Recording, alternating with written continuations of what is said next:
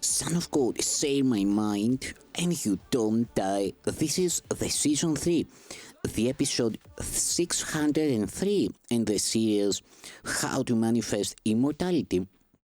And the name of today's teaching is The Function of Reason. Perception selects and makes the world you see. It literally picks it out as the mind directs. The laws of size and shape and brightness would hold perhaps if other things were equal. They are not equal.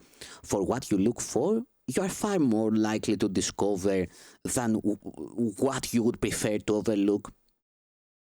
The still small voice for God is not drowned out by all the ego's raucous screams and senseless ravings to those who want to hear it.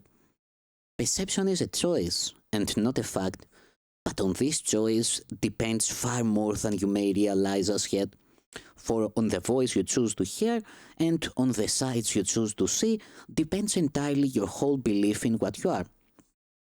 Perception is a witness but to this and never to reality, yet it can show you the conditions in which awareness of reality is possible or those where it could never be. Reason needs no cooperation from you to be itself. But your awareness of it needs your help because it is your choice. Listen to what the ego says and see what it directs you see, and it is sure that you will see yourself as tiny, vulnerable, and afraid. You will experience depression, a sense of worthlessness, and feelings of impermanence and unreality. You will believe that you are helpless, prey to forces beyond your own control, and far more powerful than you. And you will think the world you made directs your destiny. For this will be your faith, but never believe because it is your faith it makes reality. There is another vision and another voice in which your freedom lies, awaiting but your choice. And if you place your faith in them, you will perceive another self in you. This other self sees miracles as natural. They are as simple and as natural to it as breathing to the body. They are the obvious response to calls for help, the only one it makes. Miracles seem unnatural to the ego because it does not understand how separate minds can influence each other, nor could they do so. But minds cannot be separate. This other self is perfectly aware of this, and thus it recognizes that miracles do not affect another's mind, only its own. There is no other. You do not realize the whole extent to which the idea of separation has interfered with reason. Reason lies in the other self you have cut off from your awareness, and nothing you have allowed to stay in your awareness is capable of reason. How can the segment of the mind devoid of reason understand what reason is, or grasp the information it would give? All sorts of questions may arise in it, but if the basic question stems from reason, it will not ask it. Like all that stems from reason, the basic question is obvious, simple, and remains unasked. But think not reason could not answer it. God's plan for your salvation could not have been established without your will and your consent. It must have been accepted by the Son of God, for what God wills for him, he must receive. For God wills not apart from him, nor does the will of God wait upon time to be accomplished. Therefore, what joined to the will of God must be in you now, being eternal. You must have set aside a place in which the Holy Spirit can abide, and where he is. He must have been there since the need for him arose and was fulfilled in the same instant. Such would your reason tell you if you listened. Yet such is clearly not the ego's reasoning. Your reason's alien nature to the ego is proof you will not find the answer there.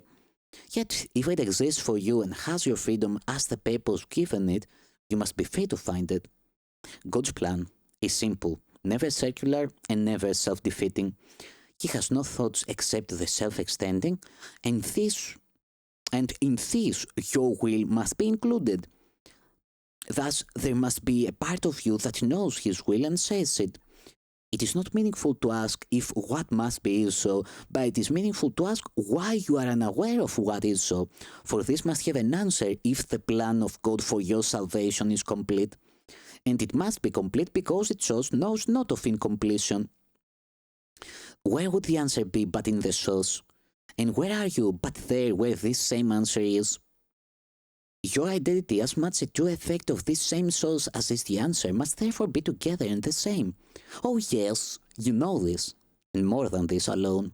Yet any part of knowledge threatens dissociation as much as all of it, and all of it will come with any part. Here is the part you can accept. What reason points to, you can see, because the witnesses on its behalf are clear. Only the totally insane can disregard them, and you have gone past this. Reason is a means that serves the Holy Spirit's purpose in its own right. It is not reinterpreted and redirected from the goal of sin as are the others, for reason is beyond the ego's range of means. Faith and perception and belief can be misplaced and serve the great deceiver's needs as well as truth. But reason has no place at all in madness, nor can it be adjusted to fit its end. Faith and belief are strong in madness, guiding perception towards what the mind has valued. But reason enters not at all in this, for the perception would fall away at once if reason were applied. There is no reason in insanity, for it depends entirely on reason's absence. The ego never uses it because it does not realize that it exists. The partially insane have access to it, and only they have need of it. Knowledge does not depend on it, and madness keeps it out. The part of mind where reason lives, the part of mind where reason lies, was dedicated by your will in union with your father's to the undoing of insanity. Here was the Holy Spirit's purpose accepted and accomplished both at once. Reason is alien to insanity, and those who use it have gained a means which cannot be applied to sin.